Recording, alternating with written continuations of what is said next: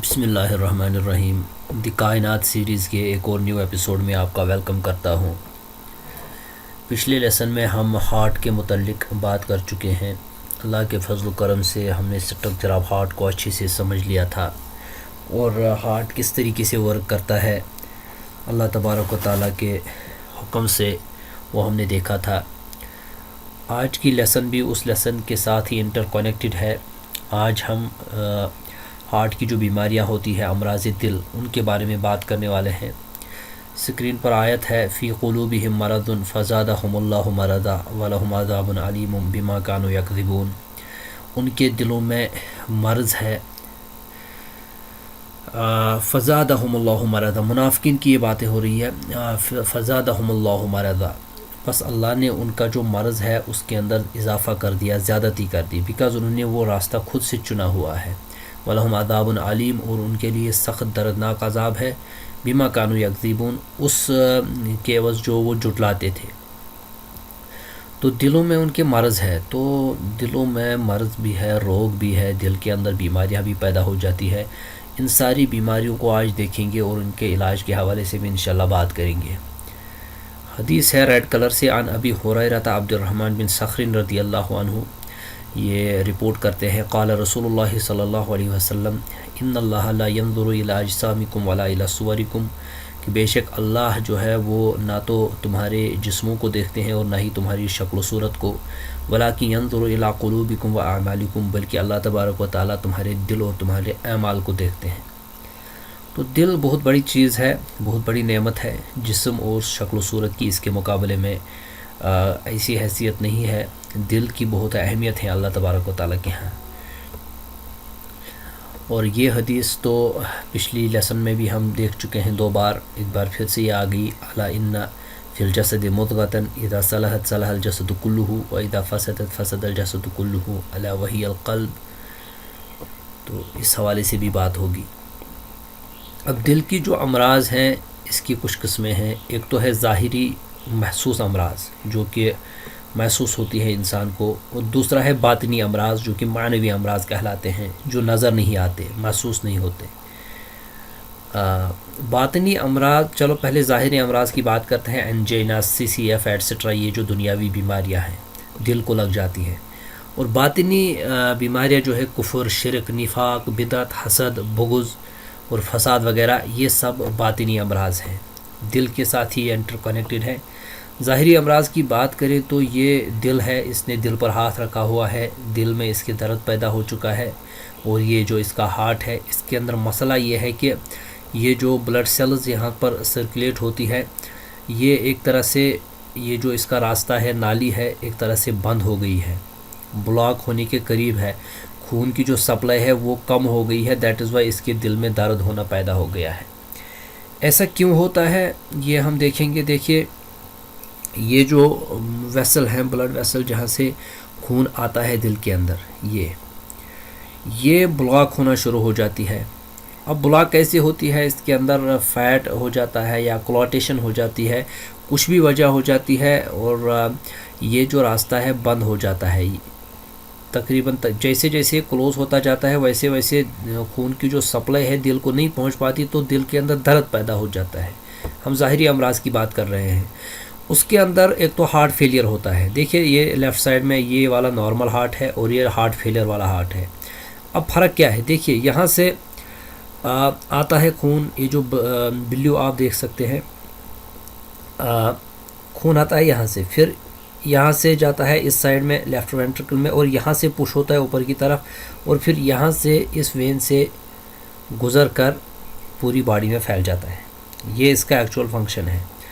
اب یہ جو یہاں سے پمپ ہوتا ہے خون، پورا ریڈ کلر کا ہے، آپ دیکھ سکتے ہیں، normal volume of oxygen rich blood pump to body. یہ نارمل والیوم آف یہ جو آکسیجن رچ بلڈ ہوتا ہے، پورا والیوم، پورا اس کا فٹ یہ جو سپلائی ہے باڈی کو پہنچ پاتی ہے لیفٹ وینٹرکل سے۔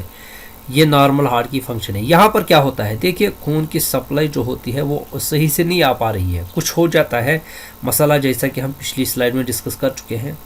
تو یہاں سے جو خون کی سپلائی آ جاتی ہے، اب یہ reduced volume of oxygen rich blood pump to the body, وہ جو یہاں پر پورا ریڈ کلر آپ کو دکھایا گیا تھا، فل ریچ والیوم ہے، نارمل والیوم ہے. اب یہاں پر ریڈیوسڈ والیوم ہے اور یہ تھوڑا سا اس کے اندر آکسیجن کی کمی ہو گئی ہے اس بلڈ کے اندر. یہ آکسیجن رچ بلڈ نہیں ہے, یہ جاتا ہے باڈی کو, اور اس کی وجہ سے پھر ہارٹ فیلئر ہو جاتا ہے کیونکہ ہارٹ کا پورا فنکشن نہیں ہو پاتا.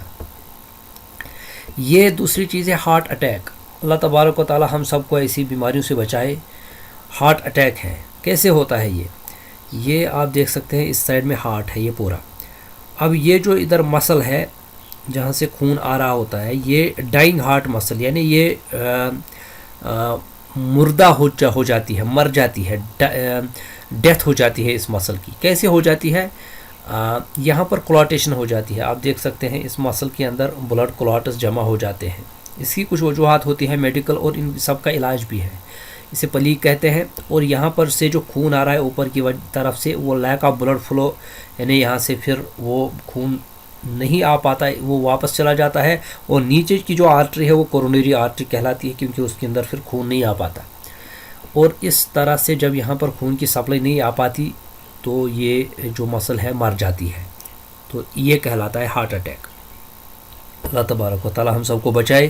تو آپ دیکھ سکتے ہیں دل کے جس حصے میں خون نہیں آ رہا وہ مر جاتا ہے, کالا پڑ جاتا ہے وہ حصہ. ان سب کا علاج بھی ہے. دیکھیے علاج کیا ہے, اگر سپلائی نہیں آ پا رہی ہے تو اس کو بائی پاس کر دیا جاتا ہے.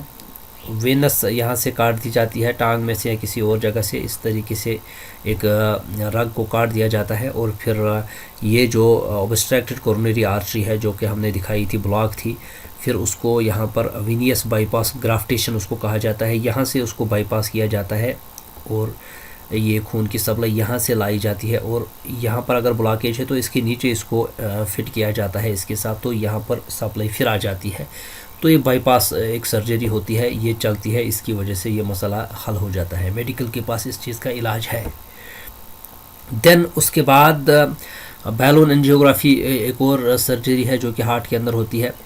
وہ یہ ہے کہ جس جگہ یہ نرو سکڑی ہوئی ہو اس جگہ سے ایک بیلون جیسی ایک چیز انجیکٹ کی جاتی ہے, اور جب یہ نیچے آ جاتی ہے دین اس کے اندر ہوا بھر دی جاتی ہے. اس کی وجہ سے یہ جو نرو ہے یہ کشادہ ہو جاتی ہے, پھول جاتی ہے, پھر بیلون کو نکال لیا جاتا ہے. تو پلیک جو نکلنے کی جگہ ہے وہ راستہ کھل جاتا ہے. تو یہ لیکن یہ ایک ایسی چیز ہے کہ جو کافی دیر تک قائم نہیں رہتی. ٹائم کے ساتھ ساتھ with the passage of time یہ نرو پھر سے بلاک ہونا شروع ہو جاتی ہے اور پھر سے مسائل کھڑے ہو جاتے ہیں.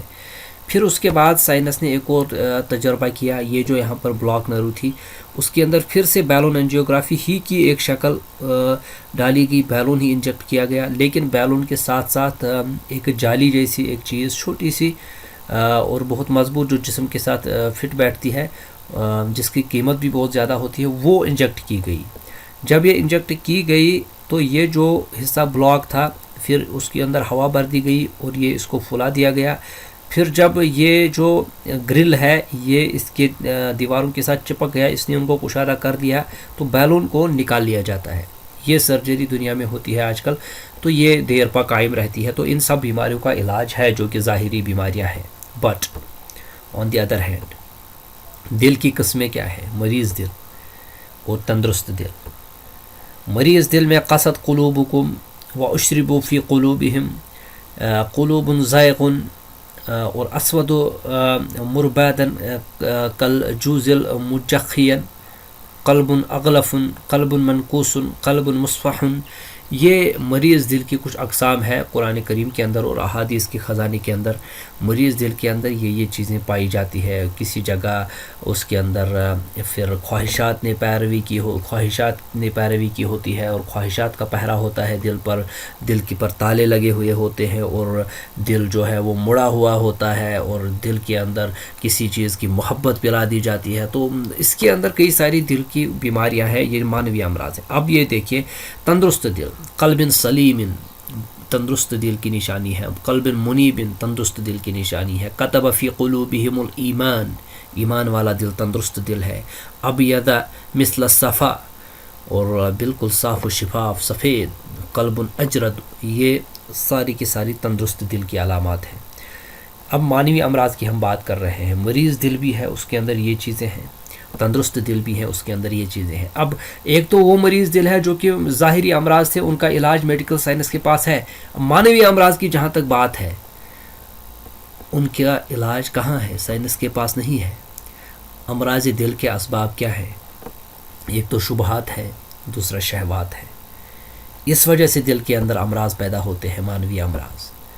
اب دیکھیے، شبہات میں عقیدہ اور منہج کے اندر شک و شبہات پیدا ہو جاتے ہیں، اور شہوات میں ترک واجبات اور ارتکاب محرمات، یعنی جب شبہات آ جاتے ہیں تو عقیدہ کے اندر یہ مسائل پیدا ہو جاتے ہیں، شک و شبہات پیدا ہو جاتے ہیں، اور منہج کے اندر شک و شبہات پیدا ہو جاتے ہیں، تو یہ دل کی مریض دل کی علامت ہے جس کے اندر یہ ہوتا ہے۔ اور شہوات دوسری طرف سے شہوت کا غلبہ غالب ہو جاتا ہے تو ترک واجبات ہوتا ہے، یعنی جو فرائض ہیں ان کو چھوڑ دیتا ہے انسان، ارتکاب محرمات اور جو منع کی ہوئی چیزیں ہیں ان کا ارتکاب کر بیٹھتا ہے، یہ بھی مریض دل کی علامت ہے۔ پھر شبہات کے اندر غلط فہمیاں جنم لیتی ہیں، وہ غلط فہمیاں دل کے ساتھ تعلق رکھتی ہے اور ان کا سیدھا امپیکٹ بدن کے اوپر پڑتا ہے، دین اس کے بعد ہلاکت ہوتی ہے۔ آن دی ادر ہینڈ، شہوات جب انسان ترک واجبات اور ارتکاب محرمات کے اندر آ جاتا ہے، پھر نافرمانیاں ہو جاتی ہے، نافرمانیوں کا بدن پر عمل پڑتا ہے سیدھے، اور اس کا ڈائریکٹ امپیکٹ دل پر پڑتا ہے، ایٹ لاسٹ اس کے اندر بھی ہلاکت ہے۔ یہاں پر اگرچہ الٹی ترتیب میں آ رہا ہے لیکن ہلاکت دونوں کا مقدر ہے۔ اللہ تبارک و تعالیٰ فرماتے ہیں یہ ساری کی ساری چیزیں جو ہے وہ خواہش نفس کی پیروی ہوتی ہے۔ کیوں؟ ارأیت من اتخذ الہہ ہوا، کیا آپ نے ان لوگوں کو دیکھا جنہوں نے اپنی خواہش نفس کو اپنا اللہ بنا لیا، معبود بنا لیا؟ تو خواہش نفس ہی ایسی چیز ہے جو اس کو اپنا معبود بنا لے، اپنا اللہ بنا لے، اس کے اندر شبہات بھی پیدا ہو جائیں گے، شہوات بھی پیدا ہو جائیں گے، دل اور بدن اس کے اندر جکڑے جائیں گے اور غلط فہمیاں جنم لیں گی، نافرمانیاں جنم لیں گی، دین ان کے اوپر لاسٹ میں ہلاکت اس کا مقدر بن جائے گی۔ اور افانت تکون علیہ وکیلا ام تحسب ان اکثرهم یسمعون او یعقلون ان هم الا کالانعام بل هم اضل سبیلا۔ ان کی بہت ساری خرافات بیان کرنے کے بعد وہ سنتے نہیں، عقل نہیں کرتے۔ اس کے بعد بتایا گیا کیوں ایسا نہیں کرتے، ان کی مثال ایسی ہے کالانعام بل هم اضل سبیلا، جیسے کہ چوپائے ہیں بلکہ ان سے بھی گئے گزرے، ان کو فرق ہی نہیں پڑتا، بارش ہو رہی ہے، دھوپ ہے، گرمی ہے، برف ہے، کچھ بھی فرق نہیں پڑتا، وہ اپنی خواہشات کے پیچھے لگے رہتے ہیں۔ تو یہ امراض دل کے اسباب میں صرف خواہش نفسانی ہے، اس کی وجہ سے ہی پھر دوسری قسم کی شاخیں پھلتی پھولتی ہیں اور دل کے اندر یہ بیماریاں پیدا ہو جاتی ہیں۔ نو لیٹ اس سی امراض دل کے اسباب کا علاج۔ اب شبہات ہیں اور شہوات ہیں، یہ جو اسباب کے طور پر بیان کی جاتی ہیں، ان کا علاج کیا ہے؟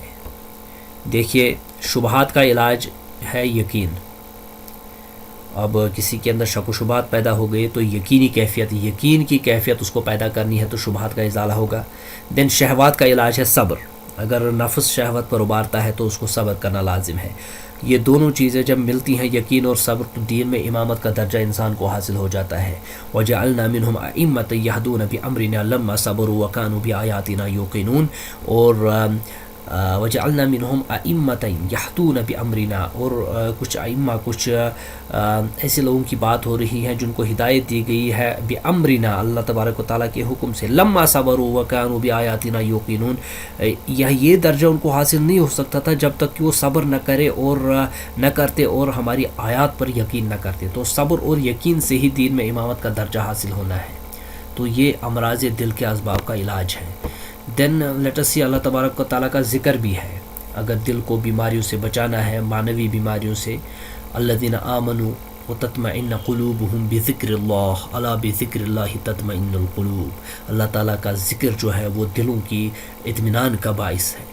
تو اللہ تبارک و تعالیٰ کا ذکر کرتے رہنا چاہیے، اس سے دل جو ہے وہ معنوی امراض سے بچ جاتا ہے۔ اور تیسرے نمبر پر دعا کرنی چاہیے، ربنا لا تزغ قلوبنا بعد اذ هديتنا وهب لنا من لدنك رحمة انك انت الوهاب ربنا انك جامع الناس ليوم لا ريب فيه ان الله لا يخلف الميعاد۔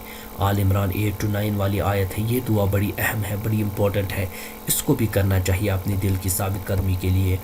اور ایٹ دی لاسٹ عن انس قال كان رسول اللہ صلی اللہ علیہ وسلم، وہ اکثر پڑھا کرتے تھے، یا مقلب القلوب ثبت قلبی علی دینک، اے دلوں کے پلٹنے والے، میرے دل کو ثابت کر دے اپنے دین پر۔ یہ دعا پڑھنی چاہیے. اور رسول اللہ صلی اللہ علیہ وسلم نے مزید اس کے اندر فرمایا ہے کہ اللہ تبارک دل جو ہے انسان کا اللہ تبارک و تعالیٰ کی انگلیوں کے درمیان ہے. تو یقلب اللہ کیف یشاء، وہ جس طریقے سے چاہتے ہیں ان کو پلٹتے ہیں. تو اللہ تبارک و تعالیٰ سے دین میں ثابت قدمی کے لیے دعا کرنی چاہیے، اور اپنے دل کو دین پر مضبوط جمے رہنے کے لیے بھی دعا کرنی چاہیے. That is the eternal solution for all the problems of heart.